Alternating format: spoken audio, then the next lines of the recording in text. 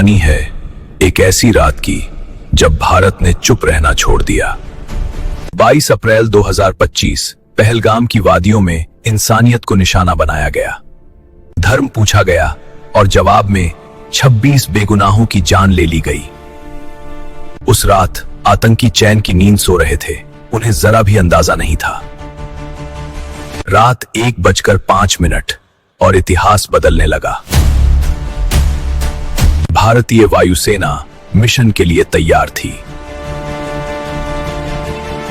एक के बाद एक सटीक हमले किए गए बिना किसी गलती के। कुछ ही मिनटों में आतंक के अड्डे खामोश हो गए। इस मिशन का नाम था ऑपरेशन सिंदूर। यह बदला नहीं था, यह इंसाफ था। भारत आतंक के आगे कभी नहीं झुकेगा। हमला खामोशी में किया गया ताकि दुनिया सच्चाई को साफ देख सके। भारत ने यह साबित किया कि वो युद्ध नहीं चाहता, लेकिन डरता भी नहीं।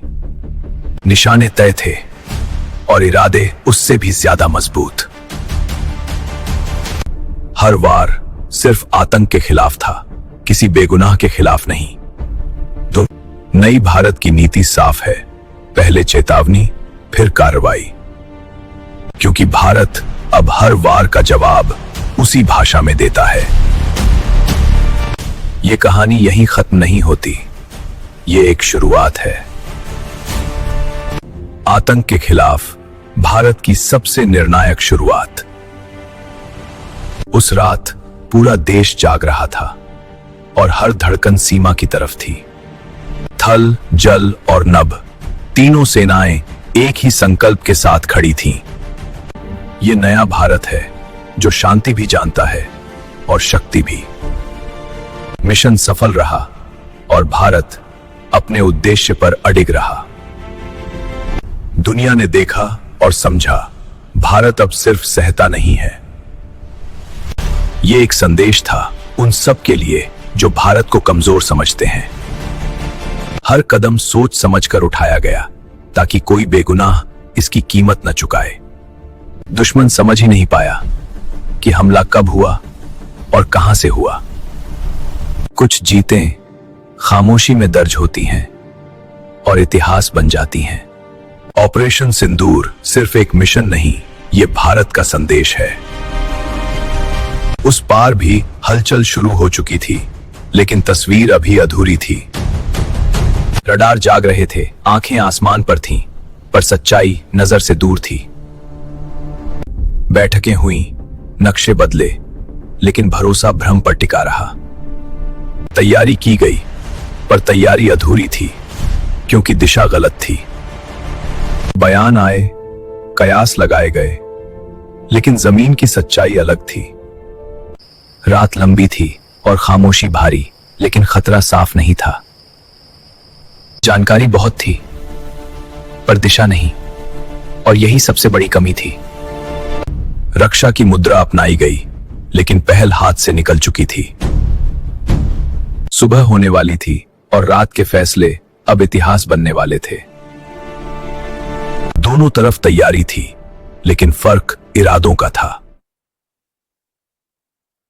सुबह हुई, लेकिन रात के असर अब भी हवा में तैर रहे थे। नुकसान का आकलन शुरू हुआ और तस्वीर काफी साफ होती जा रही थी। अब यह सिर्फ एक क्षेत्रीय घटना नहीं थी, दुनिया की नजर इस पर टिक चुकी थी। कूटनीतिक चैनल सक्रिय हुए, शब्द चुने गए और संदेश नपे तुले रखे गए। शांति के बीच भी तैयारी पूरी थी, क्योंकि सतर्कता ही सुरक्षा है। कहानियां गढ़ी जा रही थीं, सवाल पूछे जा रहे थे, लेकिन तथ्य अपनी जगह अडिग थे। संदेश साफ था, यह बदले की कहानी नहीं, यह चेतावनी की रेखा थी।